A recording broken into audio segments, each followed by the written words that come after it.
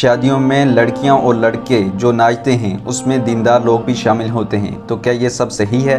اور علماء کو ان شادیوں میں جانا چاہیے اور نکاح پڑھانا چاہیے؟ وضاحت فرمائیں۔ ناچنا تو سب حرام جانتے ہیں کہ یہ حرام ہے، پھر بے حیائی طور پر پاک پیغمبر صلی اللہ علیہ وسلم فرمائے جہاں مرد اور عورت کا خلط ملط ہو اور وہاں بے حیائی ہو، ذرا وہ افراد سن لے جن کے گھر میں شادیاں ہوتی ہیں، سن لے نبی کا فرمان۔ نکاح ایک طرح سنت ہے، اس پر اللہ کی رحمت برکتیں نازل ہوتی ہیں، مغفرتیں ہوتی ہیں، لیکن اسی نکاح میں آپ شیطان کو خوش کر رہے ہیں، پھر تبھی اس گھر کی بیٹی کبھی خوش نہیں رہتی ہے، کیونکہ جس رشتے میں شیطان گھس گیا وہ خوشیاں کہاں لا سکتا ہے؟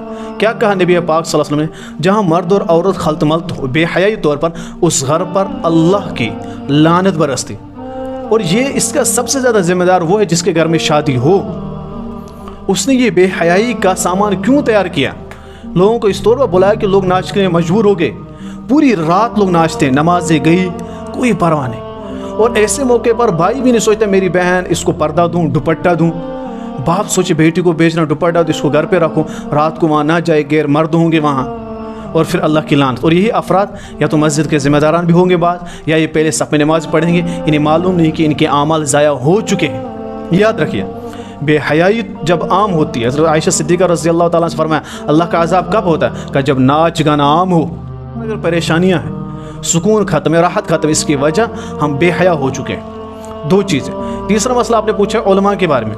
یاد رکھیے علماء کے لیے یہ ہے کہ وہ ایک تنظیم بنائے، پھر اعلان کرے باضابطہ، یہ نہیں کہ ایک ہی امام اٹھے اور کہ میں نہیں جاؤں گا تو لوگ کہتے ہیں کوئی بات نہیں دوسرے کو لائیں گے، پھر یہ ایک لڑائی بن جاتی ہے، پھر ایک مسئلہ ہو جاتا ہے۔